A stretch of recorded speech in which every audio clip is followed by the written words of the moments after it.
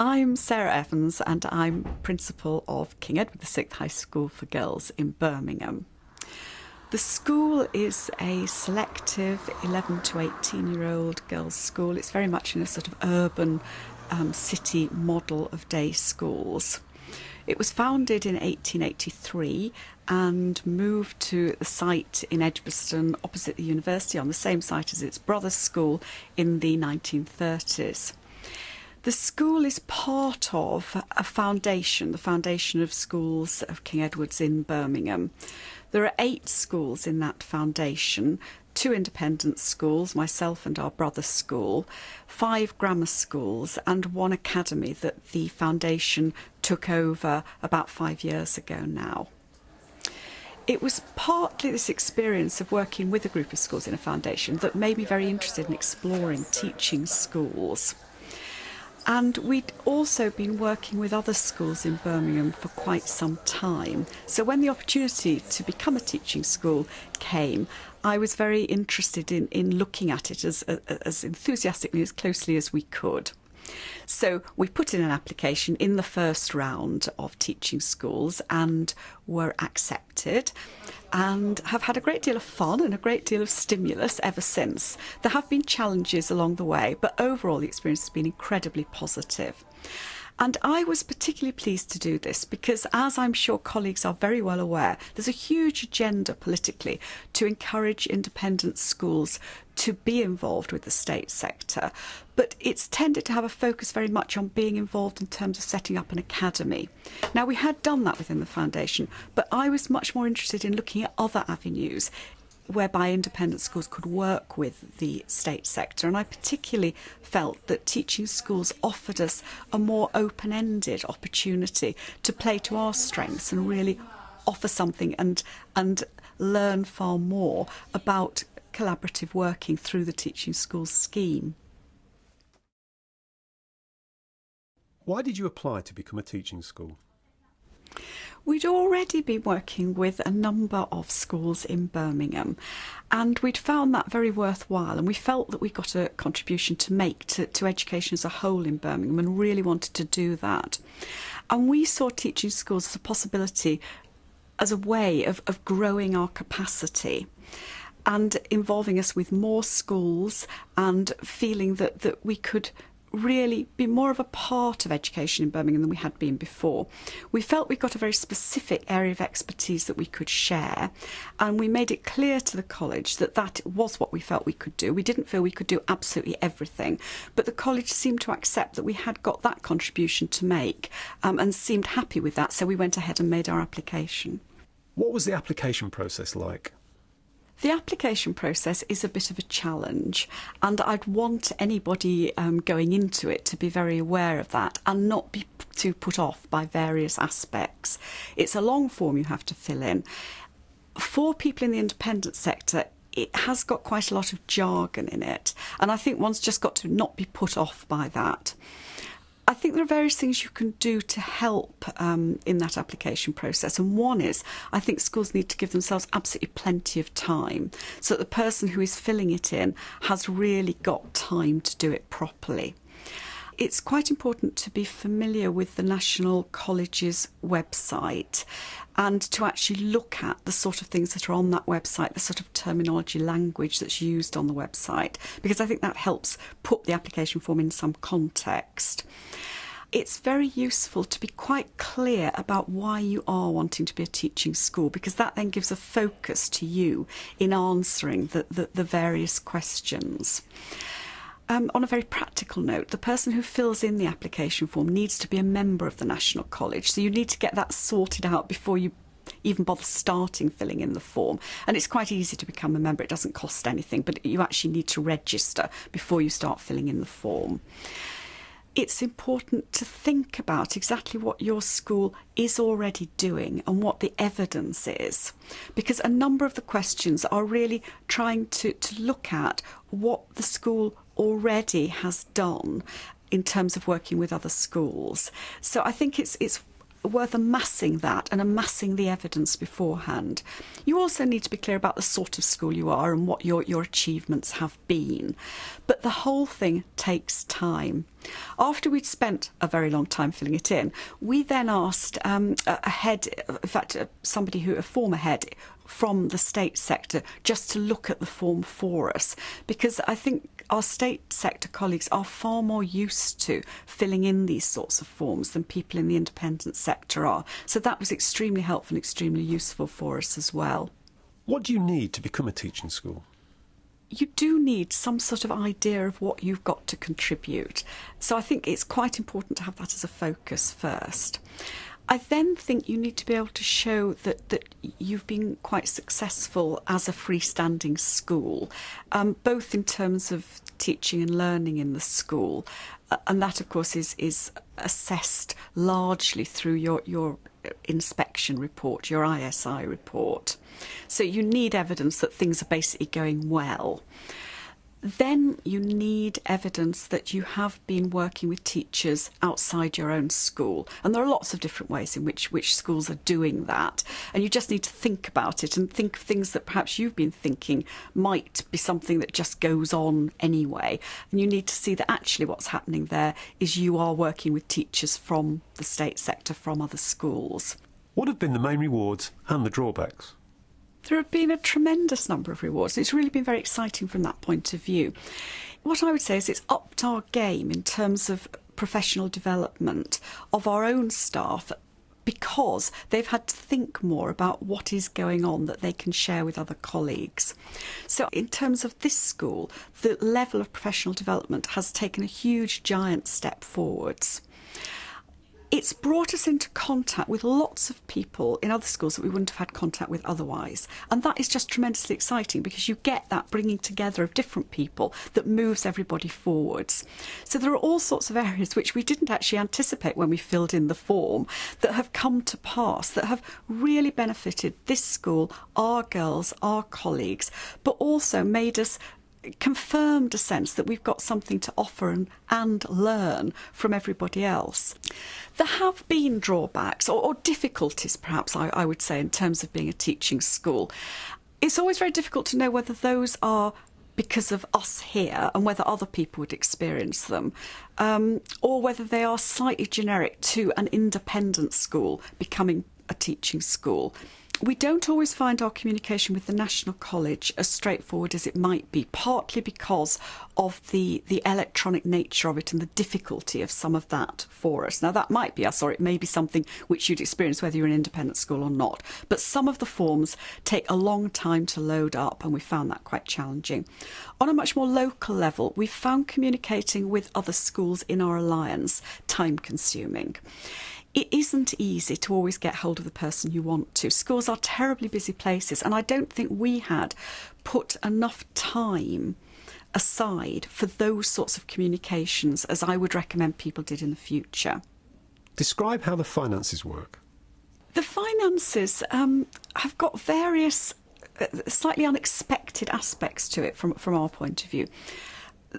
The college releases an annual amount of money, and that was absolutely clear at the beginning. And it releases it for the first 3 years, and then the idea is that teaching schools will become self-supporting, self-sustaining. That, I think, is a real worry long term, and I think possibly it's going to be more of a challenge for the independent sector perhaps than the maintained sector. We've tried to do a lot of courses that are free using the money that we've had from the National College, but we have started to try to charge for other courses, and it's been absolutely noticeable that when we charge, the number of people wanting to come is much, much less, even though when it's free, lots and lots of people want to be involved. So in the long term, I'm really worried about how we are going to sustain that model without any external funding. We have used most of the money to pay teachers. That's got to be paid for. It's not money that we can find from any other source. The teachers have got to be paid. We have underestimated the administrative and managerial time, and to a certain extent we as a school have had to fund more time of my colleagues who've been organising things than I was expecting to have to do. So that's something else that I would suggest that schools might need to have a much closer and more realistic view of than I did at the start. What do parents and staff think? I've had very, very little reaction from parents. We obviously told parents how delighted we were and how exciting it was going to be at the start. And we have sort of regular updates on our website. But parents have really said very little about it. I think they just accept that it's one of the things that we do in terms of trying to look outwards. Staff have been at first anxious because I think colleagues often think, oh, yet another thing. But as we've got increasingly into it, I think they found it very, very inspiring. And this school, like a number of other independent schools, have staff who've been with us for a long time, who love everything that this school stands for, have a huge amount to offer, but actually have got spare capacity in their sort of professional lives. And I think they have found it a real stimulus, and it has really given a sort of new lease of life to those colleagues. So it's been tremendously helpful in terms of continual professional development within this school. And it has given my colleagues a sense that they have something to contribute outside of this school. And I think they feel very valued because of that. What is your involvement in initial teacher training? We'd already been working in Birmingham with a consortium which was called the King Edward Consortium, which we set up now about 10 years ago. So we've been working with a group of schools through what was then the Graduate Teacher Placement Scheme. And when we applied to be a teaching school, we said that we thought that our involvement with initial teacher training would continue to be with the consortium. However, now we're about to start on our third year. We're going to have as a focus for our third year both initial teacher training and the development of NQT work within our alliance of schools. So that's something that we're going to be working on. And the college seems quite happy that we'd already been working with schools and we were leaving that until this stage, and we're now going to focus on that next year. How has it added value to your school? Being a teaching school has added value in a tremendous way in terms of staff professional development, my professional development and all my colleagues. The other way in which it's added value is perhaps a bit less tangible. I think it's to do with how we are perceived within the community in Birmingham. I think we are starting to be seen as a school which isn't just a sort of isolated ivory tower, but which is a school which has got something to contribute more widely. Far more schools know about us. It's always been difficult in Birmingham to ensure that all junior schools know that we are a school that children can apply to and come to. And it has certainly helped with that, because a lot of our work has meant bringing children from junior schools in, bringing their teachers in, sending my colleagues out to work with teachers in junior schools. And so that has really helped, I think, the profile of the school in the community as a whole. And that's a long-term benefit. But I hope that it's showing everybody that independent schools have got something to offer, that it's not only one route, setting up a new school, setting up an academy, that independent schools can offer something in a much wider and more flexible way than that. Does it suit day schools better? It's slightly difficult to comment because obviously being a day school, that's been my experience. But I would think that boarding schools could develop their work in a different way, that they've got capacity in the evenings, at weekends, obviously for residential offers. And I would think that would be a really exciting way to be offering something to the state sector that is very, very unusual to be able to offer. So I would have thought there were fantastic opportunities for boarding schools to really meet the needs in quite a different way. Is this just a passing fad? Will teaching schools still be here in 5, 10 years' time? Well, I hope very much they are going to be here in 5 or 10 years' time. And it seems to me that the work that teaching schools are doing is getting so bedded into the whole system that it would be very difficult to dismantle it.